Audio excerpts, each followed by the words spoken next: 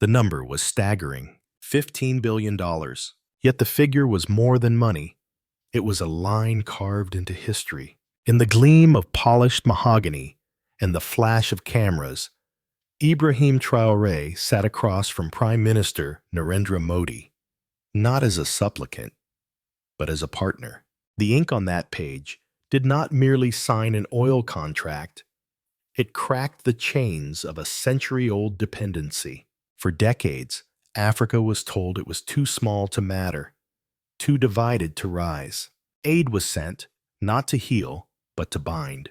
Loans were granted, not to build, but to burden. But here was a different story unfolding. Oil for technology, energy for factories, sovereignty for respect. What did this pact mean for Burkina Faso, a nation landlocked yet unbroken? Was it simply a gamble with foreign giants, or the seed of a new era? Could one signature in Ouagadougou echo loud enough to shake Washington, Paris, and Beijing? Stay with us. This is more than a headline. It is a turning point history will remember. Subscribe and witness the journey. The hall was heavy with silence before the announcement broke like thunder. $15 billion.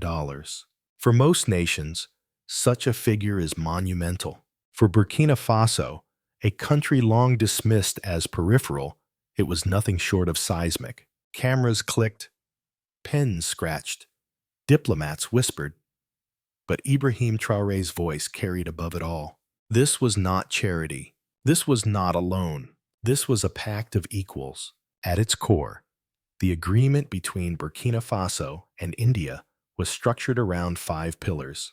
$4 billion was dedicated to oil extraction and refining, ensuring that the country would not remain a mere exporter of crude, but would instead climb the ladder of value-added production. $5 billion was allocated for petrochemicals and energy infrastructure, pipelines, storage facilities, and processing plants, the arteries through which not only India's energy, but also Burkina Faso's own industrial heartbeat would flow. $3 billion was promised for steel and manufacturing plants, factories rising from the soil of Ouagadougou and Bobo Dioulasso were not just concrete and steel, they were monuments to a new possibility. Workers who once toiled in foreign-owned mines would now shape rails, machines, and buildings of tomorrow. $2 billion was directed towards defense technology. For too long, the nation begged for weapons, paying inflated prices for second-hand arms that carried the fingerprints of dependency. This deal promised something different. Rifles assembled in Burkina Faso, armored vehicles manufactured on its soil, communication systems designed by its own trained youth.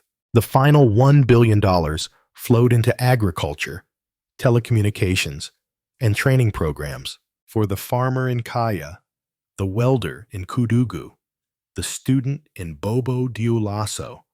This was perhaps the most tangible of all. Modern tools in the field, connectivity for businesses, and education for the next generation, all signals that this pact was not simply about numbers, but about lives transformed. Yet behind the figures lay a deeper symbolism. This was about a small, landlocked nation stepping onto the world stage with a pen rather than a plea. It was about shifting the narrative from one of helplessness to one of agency. Traoré himself embodied this shift.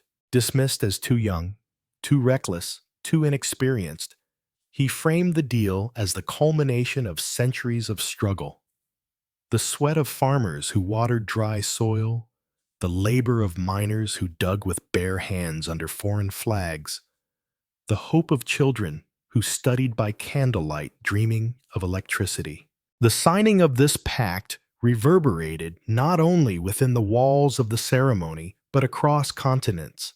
Western powers, long accustomed to dictating the terms of African development, now watched uneasily as Burkina Faso aligned with India, a rising giant eager for energy and influence. China, too, observed. Its billions already embedded in African infrastructure, but on its own terms. Here was a different model, one pitched as partnership rather than patronage. But questions lingered. Would this deal truly deliver for ordinary Burkinabe citizens?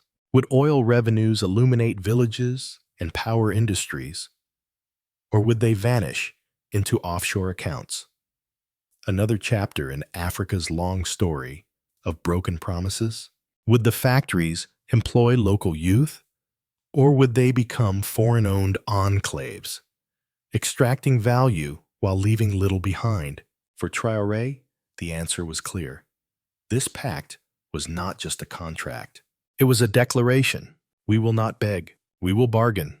We will not kneel. We will stand. Such words carried both hope and defiance. They were the opening notes of a symphony whose true music would only be written in the years to come. And so, as the ink dried, the world leaned in. Would Burkina Faso's bold gamble light the path for Africa, or would it collapse under the weight of expectations? The first step had been taken, but the road ahead remained uncertain. The question now was not what the deal promised, but whether it could withstand the storms that would surely follow. As the signatures dried, the headlines ignited like wildfire. $15 billion oil pact. Burkina Faso and India defy the West. From Washington to Paris, from Brussels to Beijing, the whispers turned into uneasy questions. What is Traoré doing? And how dare he? For decades, Africa was portrayed as dependent, small, divided, and incapable of shaping its own destiny. Yet in that single ceremony, the illusion cracked. The true climax came not in the quiet room of polished mahogany, but in the shock waves it sent across the globe. In Ouagadougou's crowded markets, women haggling over millet paused to listen to radios. A taxi driver, caught in traffic, shook his head at the news. Another promise, another headline. Farmers in Kaya, welders in Koudougou, students in Bobo Dioulasso. They had all heard grand pledges before, but this time felt different. The magnitude of $15 billion carried the weight of a new era. On the streets, hope mingled with skepticism. Some saw factories, power plants, and training centers rising from the ground, transforming not only the economy, but the very rhythm of daily life. Others warned that they had witnessed too many deals dissolve into corruption, mismanagement, and foreign bank accounts. For them, the test was not in the signing, but in the delivery. Internationally, reactions fractured along familiar lines. Western governments expressed concern in careful diplomatic language. But behind closed doors, the anxiety was palpable. Aid and loans had long been the levers through which influence was maintained. If Burkina Faso could secure industrialization through trade and investment instead, what would stop other African nations from following? Sovereignty, once treated as a fragile dream, suddenly appeared contagious. India, on the other hand, celebrated the agreement as a triumph of South-South cooperation. Media outlets in New Delhi hailed Prime Minister Narendra Modi's vision of a multipolar world. For India, the pact secured energy for its fast-growing economy while extending its influence deep into West Africa, a strategic counterweight to both China's Belt and Road Initiative and the entrenched power of Western finance. China's reaction was more cautious. With billions already invested across Africa, Beijing understood the symbolism. This was not simply about oil. It was about the possibility of African nations negotiating from a position of strength, diversifying partnerships, and resisting dependency on any single foreign power. Yet the most dramatic reaction came from within the continent itself. Across African capitals, Accra, Dakar, Bamako, Niamey, leaders and citizens alike watched closely. Could a small, landlocked nation defy expectations and carve a path that others might follow? The deal resonated as both a challenge and an inspiration. If Burkina Faso succeeded, it would light a fire across the continent. If it failed, it would be held up as proof that Africa could not govern itself. For Traoré, this was the defining high point of his young leadership. Critics had called him reckless, untested, too bold for his age. Yet he had not only survived a turbulent rise to power, he had now delivered a deal that shifted the conversation from survival to sovereignty. His words, "They do not fear our weakness, they fear our awakening," became a rallying cry. And so the climax was twofold.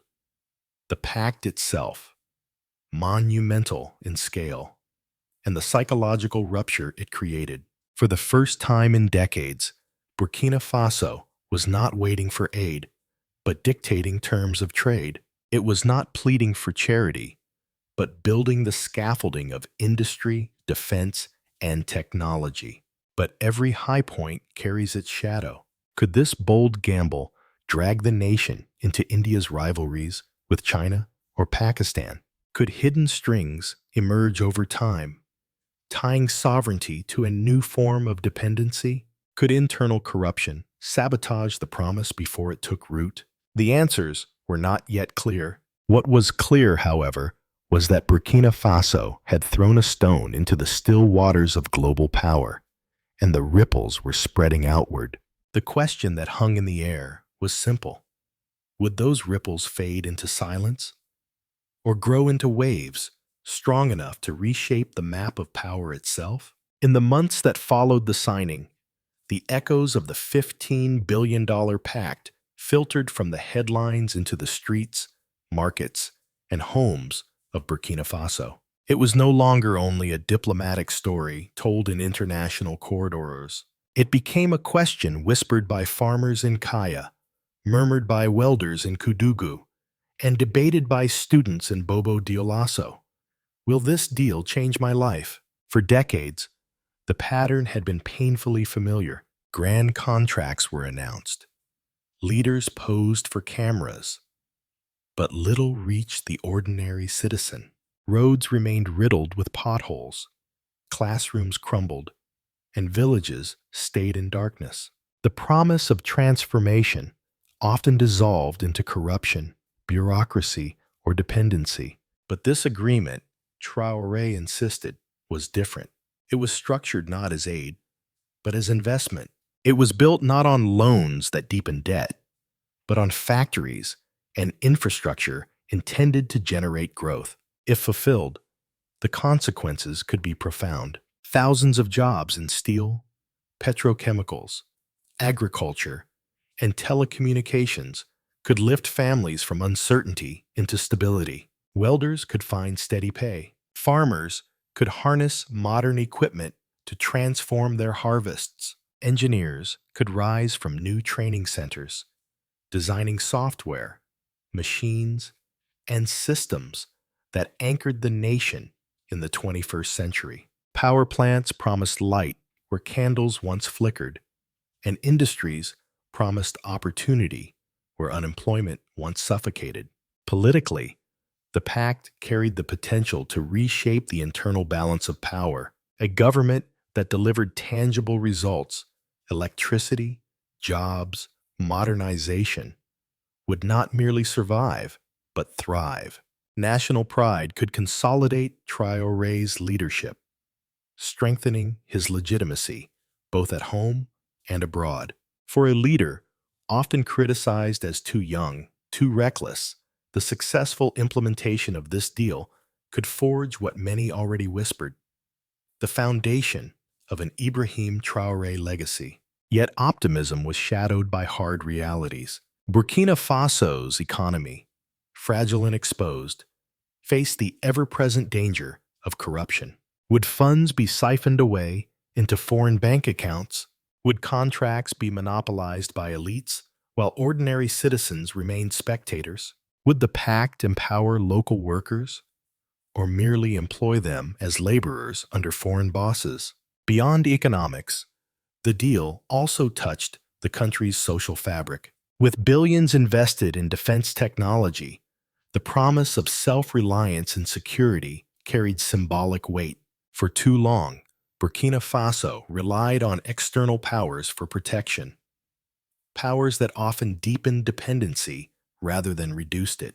By manufacturing arms and vehicles within its own borders, the Pact declared that sovereignty without security was an empty promise. But critics warned, weapons alone do not defeat insurgency. Factories may produce rifles, but without trust between citizens and institutions, peace would remain fragile. The political stakes were immense. If the Pact delivered, Burkina Faso could emerge not as a passive recipient of aid, but as a regional model of transformation. Other African nations would look to Ouagadougou and say, if they can rise, so can we. But if the pact failed, if corruption spread, if factories stalled, if power plants remained unfinished, the failure would not only weaken Traoré, it would be weaponized as proof that Africa could not govern itself, that independence without Western tutelage was a mirage. For ordinary Burkinabe, the stakes were simpler, yet more urgent. A mother in a rural village did not care about international currency debates. She cared about whether her child could study under electric light. A taxi driver did not weigh the geopolitics of trade blocs. He cared about whether fuel prices fell and roads improved. A student did not calculate global oil reserves. He cared about whether his degree would lead to a job in a new factory. It was here, in the markets, the classrooms, the fields, that the deal's true test lay. The people, not the politicians, would decide whether this pact lived or died. And so, beneath the promise of billions, a deeper question pulsed. Could Burkina Faso discipline itself to guard against corruption, to demand transparency, to channel investment into transformation rather than waste? Could a nation so long written off as weak harness this gamble to build its strength? The cliffhanger remained unresolved. Was this the dawn of a new chapter for the people, or the prelude to yet another broken promise? Beyond Ouagadougou's streets, the $15 billion pact with India ricocheted through foreign capitals. In Washington, policymakers spoke of concern, the language of restraint masking deeper unease. For decades, Western influence had rested on aid packages, loans, and currency controls. If one small African nation could escape that orbit, others might follow. The prospect of sovereignty spreading across the continent was not merely a diplomatic challenge. It was a threat to the architecture of global power. In Paris and Brussels, the reaction was sharper. The CFA franc, long tied to French oversight, still chained much of West Africa to European interests. The idea that Burkina Faso might experiment with alternative financial arrangements, rupee franc settlements, transactions outside the dollar and euro, rattled the old order. The possibility of trade flowing without Western banks, beyond sanctions and beyond dollar dominance, carried symbolism as radical as any speech. Beijing observed with studied caution. China had poured billions into African infrastructure through the Belt and Road Initiative, but always on its own terms. The India-Burkina Faso Pact introduced a new competitor, South-South cooperation framed as partnership rather than patronage. For African nations weary of one-sided deals, this model shimmered with possibility. For China, it was both a challenge and a reminder. Africa's loyalty could no longer be assumed. In New Delhi, the deal was hailed as visionary. Prime Minister Narendra Modi's government framed it as proof that India could lead a new era of multipolar cooperation. Newspapers celebrated the pact as a breakthrough. Energy security for India, industrialization for Burkina Faso, and a geopolitical signal that South-South alliances could rival traditional power blocks. For India, this was more than barrels of oil. It was a foothold in Africa's future. On the continent itself, the reverberations were profound. From Accra to Dakar, from Bamako to Niamey, leaders asked whether Burkina Faso's gamble could succeed. If it did, it would set a precedent. Africa choosing partners, not patrons. Dignity, not dependency. If it failed, it would be used as ammunition by skeptics. A cautionary tale that independence without Western oversight was folly. For Traoré, this international spotlight carried both opportunity and danger. His young leadership was now measured not only by domestic reforms, but by whether Burkina Faso could withstand global pressure. His vision was cast forward, not simply to the present contract, but to the decades ahead, what some already framed as an Ibrahim Traoré Vision 2050. The world now waited to see, would Burkina Faso stand tall in this new arena, or would the storm of global rivalry pull it back into dependency? Every great gamble carries two futures, one bright, one dark. The $15 billion pact between Burkina Faso and India was no exception. In the best-case scenario, factories would hum, power plants would glow, and classrooms would equip a generation of engineers and innovators. Oil revenues could stabilize the economy, farmers could harvest with modern tools, and students could write new chapters of technology linking Africa to Asia. The nation would not be a raw exporter, but a hub, a bridge between continents. Yet the worst case was a shadow never far away. Corruption could seep in like poison.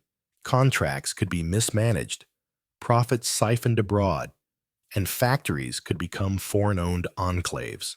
If technology transfer remained only ink on paper, if the people saw little change, then anger would grow, protests would rise, and the pact could collapse into another broken promise. Traoré himself acknowledged this risk. His refusal to accept failure was clear, but his refusal alone would not suffice. It would take discipline from every Burkinabe, vigilance, transparency, and the courage to demand accountability. This was not a miracle handed from abroad. It was a chance. And chances once lost do not return. The path forward would test not only the nation's economy, but its unity. Security remained fragile. Terrorism and insurgency would not vanish simply because factories opened. But a stronger economy, coupled with homegrown defense industries, could tilt the balance. A nation once dependent on rented protection could begin to build its own shield. For the wider continent, the stakes stretched even further. If Burkina Faso succeeded, leaders across Africa would look to Ouagadougou and see a model. Partnerships could bloom, sovereignty could spread, and the old chains of dependency could weaken. A new map of power could be drawn, not in Western capitals, but in African and Asian ones. But if Burkina Faso stumbled, the failure would not remain domestic. It would be brandished as proof that Africa's dream of independence was unrealistic, that sovereignty without Western supervision was doomed. Thus, the road ahead was not merely economic or political. It was existential. This pact was a seed planted in the soil of struggle, watered by the will of a people determined not to beg, but to build. The harvest would depend on whether the nation walked with vigilance or drifted into complacency. The cliffhanger lingered. Would history record this deal as the dawn of a new sovereignty, or as another dream lost to the winds of corruption and dependency? The story of Burkina Faso now stands at a crossroads. The $15 billion pact with India is not simply oil, factories, or contracts. It is a test of discipline, of sovereignty, of dignity. For decades, history was written in Paris, Washington, and London. But in this moment, the pen has shifted. It rests in Ouagadougou, in African hands, on African soil. If fulfilled, this agreement could shape an Ibrahim Traoré legacy that extends far beyond his years in office. It could transform Burkina Faso from a landlocked, overlooked nation into a beacon of resilience and innovation.